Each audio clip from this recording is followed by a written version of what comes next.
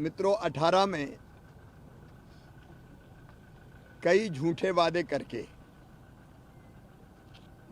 जितने समझ में आए सब वचन पत्र में लिख दिए गए और जिन वादों को पूरा करने का वचन दे के सत्ता में आए उनमें से कोई पूरा नहीं किया।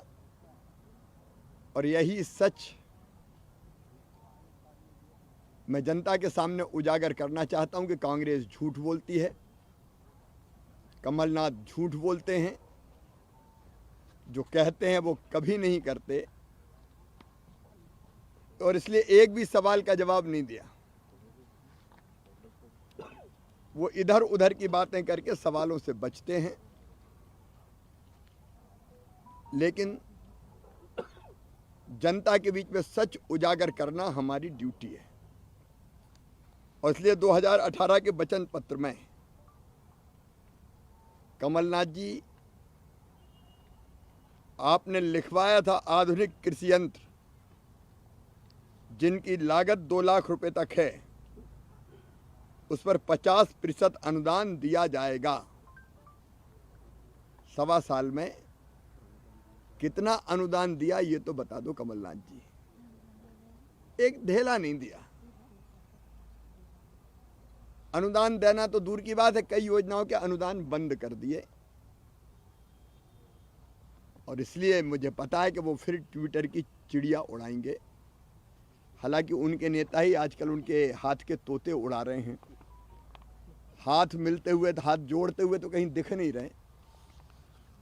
आपस में जरूर युद्ध शुरू हो गया है। कमलनाथ जी विकास यात्रा को निकास यात्रा कह रहे हैं सर। एक टीम उन्हें किराए पे बिठाई है, वो शब्दों का चयन करके और कुछ तो बनता नहीं है, तो खिसियानी बिल्ली की तरह विषय बदलने की कोशिश में शब्द ढूंढ लेते हैं और कह देते हैं। अब यही करेंगे और करेंगे। सर, कमलनाथ ने कहा है कल प्रेस कॉन्फ्रेंस में कि 40 साल मुझे सब कुछ मिला है। दूसरी एक तरफ कांग्रेस के तमाम नेता उन्हें भावी मुख्यमंत्री बता रहे हैं। अब उनका ये कहना है कि अरुण यादव कह रहे हैं मुख्यमंत्री का चेहरा दिल्ली से तय होगा। चेहरा भी तय नहीं है, चेहरा भी तय नहीं। अब मैंने वही कहा कि कोई लिख रहा है भाभी, कोई कह रहा है कि नहीं तय नहीं है।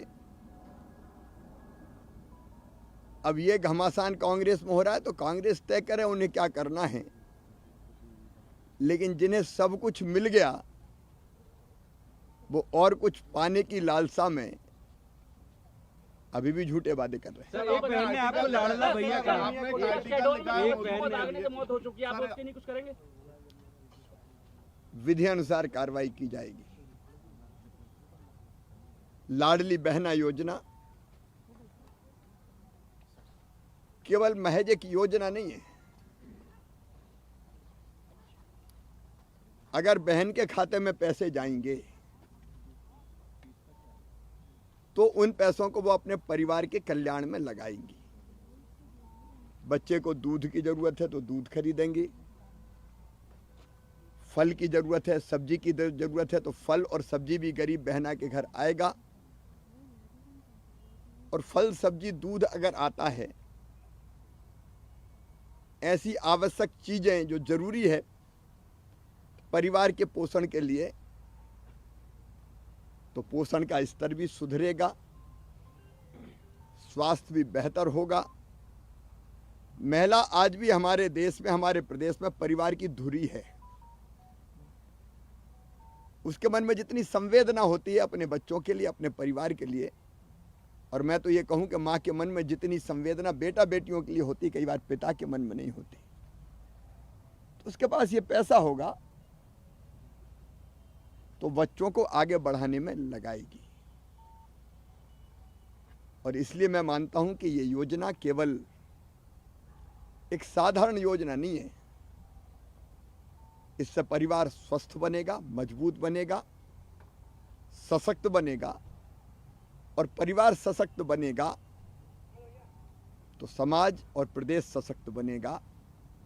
तो लाडली बहना योजना प्रदेश को मजबूत और सशक्त बनाएगी। इसका दूसरा पहलू आप देखिए जब 1,000 रुपया हर महीने बहन के खाते में आएगा तो उसमें तो आधी आबादी लगभग कवर हो रही है। तो 1,000 रुपया लेके ये गांव की दुकान पे भी जाएगी, कोई फल खरीदेंगी, सब्जी खरीदेंगी, किराने का सामान खरीदेंगी, तो ग्रामीण अर्थव्यवस्था में एक बड़ा बदलाव होगा। हाथ ठेला वाले की भी बिक्री बढ़ जाएगी। फुटपाथ पर जो सामान कोई 5 रुपए का खरीदेंगे, कोई 10 रुपए का खरीदेंगे, कोई 50 रुपए का खरीदेंगे। तो हमारे जो छोटे छोटे व्यापार करने वाले लोग हैं, ये पैसा कम थोड़ी है, सब बहनों का मिला लो कितना होता है। तो ये प्रदेश की अर्थव्यवस्था में जाएगा और विशेषकर छोटे छोटे व्यापारियों की बिक्री बढ़ेगी तो ग्रामीण अर्थव्यवस्था या छोटे व्यापारियों की शहरी अर्थव्यवस्था भी मजबूत होगी। तो ये केवल बहनों की जिंदगी नहीं बदलेगा, ये हमारे छोटे व्यवसायियों की जिंदगी बदलने में भी सहायक होगा। ग्रामीण अर्थव्यवस्था को भी ये योजना मजबूत करेगी। आज ज्यादा हो गया। सर आपने आर्टिकल लिखा मोदी जी शेड्यूल में हो रहा है सर। देखिए, सिकल सेल एनीमिया एक ऐसी बीमारी है कि जिसकी तरफ सामान्य तौर पर सरकार का और समाज का ध्यान नहीं जाता। कैंसर हो, टीबी हो, उसकी तरफ ध्यान चला जाता है, लेकिन sickle cell anaemia silent killer की तरह आती है और वो जिस परिवार में आ गई उस परिवार को तबाह कर देती है। इसलिए जरूरी है कि इस बीमारी की तरफ ध्यान दिया जाए। प्रधानमंत्री जी संवेदनशील है, इसलिए सिकल सेल एनीमिया की किसी ने मांग नहीं की कि इसमें बजट होना चाहिए, लेकिन गुजरात के मुख्यमंत्री रहते हुए उन्होंने विशेषकर आदिवासी भाई बहनों के बीच इस बीमारी को देखा और उस दर्द को समझा। गुजरात में भी उन्होंने योजना बनाई थी, मध्य प्रदेश में हमने योजना बनाई, लेकिन प्रधानमंत्री जी ने जो तय किया है कि 7 करोड़ लोगों की स्क्रीनिंग की जाएगी, क्योंकि कई को पता ही नहीं चलता। और कई बार जिनको सिकल सेल होता है, अगर उनकी शादी हो गई तो बच्चों की जिंदगी भी फिर इस बीमारी से ग्रसित होकर तकलीफ देह बन जाती है।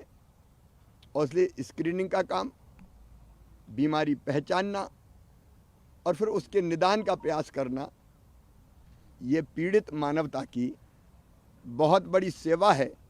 और इसलिए मैं माननीय प्रधानमंत्री जी को इसके लिए बहुत बहुत धन्यवाद देता हूँ।